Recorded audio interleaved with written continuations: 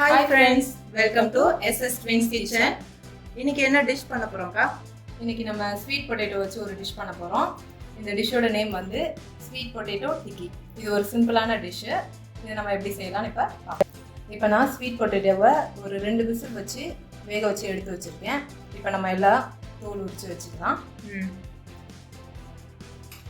இப்போ நம்ம உரிச்ச ஸ்வீட் பொட்டேட்டோவை ஒரு பவுலில் மாற்றிக்கலாம். மாற்றிட்டு இதை நல்லா ஸ்மாஷ் பண்ணி எடுத்துக்கலாம்.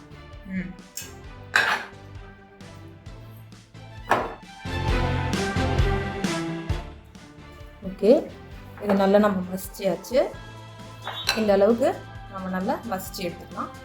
இப்போ நம்ம இதில் ஒரு பொருளாக சேர்த்துக்கலாம். எடுமா 2 பச்சை மிளகா, கொஞ்சம் கொத்தமல்லி,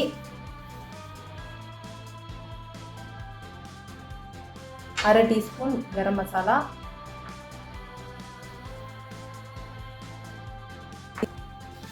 அரை டீஸ்பூன் சீரகத்தூள், அரை டீஸ்பூன் மிளகாய்த்தூள்.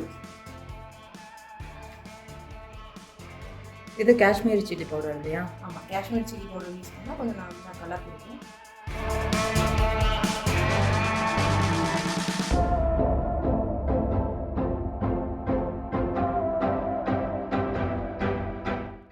ஒரு 3 டீஸ்பூன் கார்ன் பவுடர்.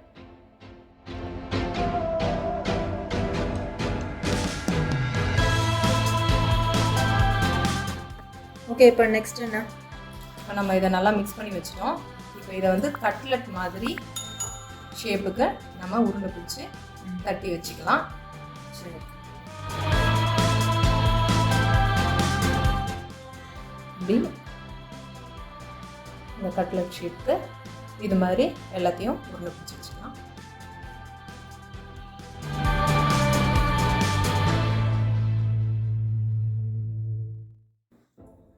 இப்போ ஒரு பேனை நல்லா ஹீட் பண்ணிக்கோங்க. அதில் ஒரு 2 ஸ்பூன் ஆயில் ஊற்றிக்கோங்க.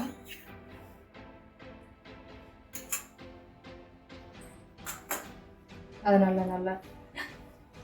நல்லா ஸ்ப்ரெட் பண்ணி விட்டுட்டு இப்போ நம்ம தட்டி வச்சிருக்க இதை ஒன்று ஒன்றா போட்டு ஃப்ரை பண்ணி எடுத்துக்கலாம். இதுக்கு நிறைய ஆயில் ஊற்ற வேண்டாம், லைட்டாகவே ஊற்றி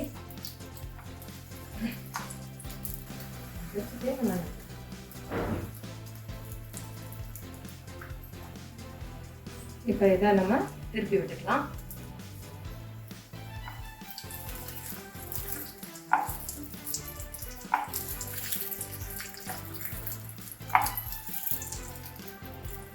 இப்போ 2 பக்கமுமே நல்ல கோல்டன் ப்ரௌன் ஆகுற வரைக்கும் நல்லா நம்ம ரோஸ்ட் பண்ணி எடுத்துக்கலாம்.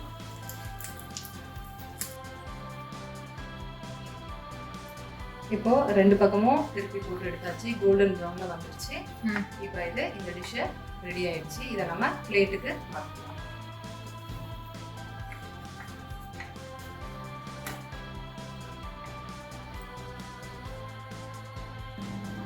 இப்போ ஸ்வீட் பொட்டேட்டோ டிக்கி ரெடி ஆயிடுச்சு. இதை நீங்கள் வீட்டில் எல்லோரும் ட்ரை பண்ணி பாருங்கள்.